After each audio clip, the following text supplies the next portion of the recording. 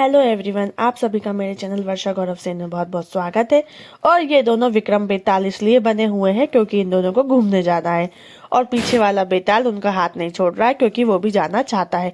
यहाँ पर सारी सफाई तो हो चुकी है, लेकिन अगर जूते साफ नहीं किए तो सफाई मानो सफाई नहीं लगती है। इसीलिए इनकी भी घसाघस शुरू कर दी है मैंने।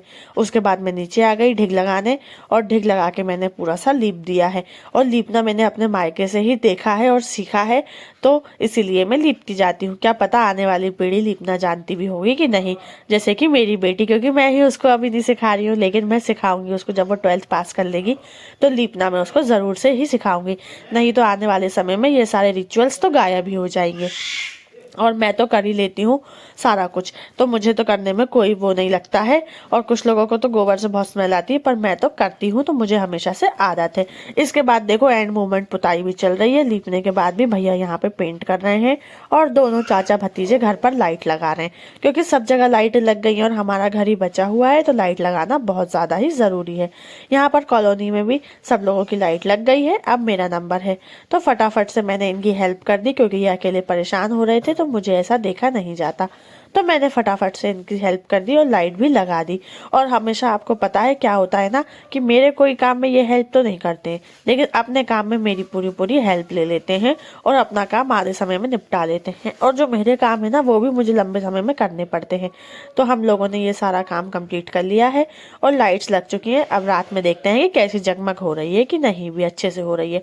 और इस साल जो हम लाइट लाए हैं उसको इसी में वापस फोल्ड करके रख देंगे, इसलिए हमने फोल्डर संभाल के रख लिया है। अब मेरा घर फाइनली जगमगा चुका है, तो मुझे भी अच्छी अच्छी सी वाइब्स आने लगी हैं। और पूरी कॉलोनी में ही इतनी प्यारी लाइट लगी है कि हमारी पूरी गली इतनी अच्छी दिख रही है ना। देखो यहाँ पर फिर मैंने भगवान जी की लाइट भी निकाल ली है, क्योंकि भगवान के मंदिर में अभी तक लाइट नहीं थी।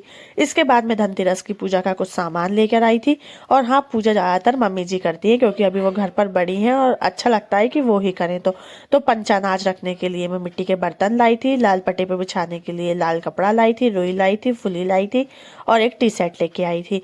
और ये सारा सामान मम्मी जी पूजा करेंगी। और उसके बाद मेरे बच्चे दोनों फटाके फोड़ने लगे। और इस साल की दिवाली में खास बात यह है कि मेरी बिटिया रानी का भी बर्थडे है, और ये मेरे भैया की भी पहली दिवाली है। और इस साल मेरा भैया थोड़ा सा मतलब अवेयर है कि हम क्या हो रहा है।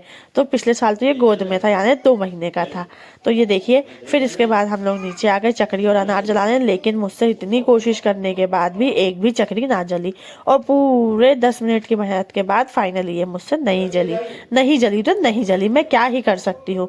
लेकिन ये भी इतनी बेशरम है कि फिर इन्होंने बोला कि हट जाओ दोनों माँ बेटी, कोई काम की नहीं हो। फिर हम दोनों हट गए और इनने जैसे ही एक सीख लगाई और ये तुरंत से ही जल गई। मतलब क्या है ये। फिर बस वो तो चले गए और हम दोनों थोड़ा सा उचकने लगे, और शिवी को भी बहुत मजा आया। ये भी हम लोगों को देख देख के खुश हो रहा है। लेकिन इसको सर्दियाँ आ गई हैं तो टोपा लगाना बहुत ज़रूरी है। और सबसे ज़्यादा एंजॉय तो शिवी ने करा है, और मेरा भैया शिवी को देखकर ही खुश है। चलो, बच्चों में ही तो सबकी ज़िंदगी है। देखो गली कितनी प्यारी लग रही है, और देखो फिर मेरा घर भी कितना अच्छा लग रहा है। ब्लॉग को कर दो like, share, subscribe. Thank you guys, bye.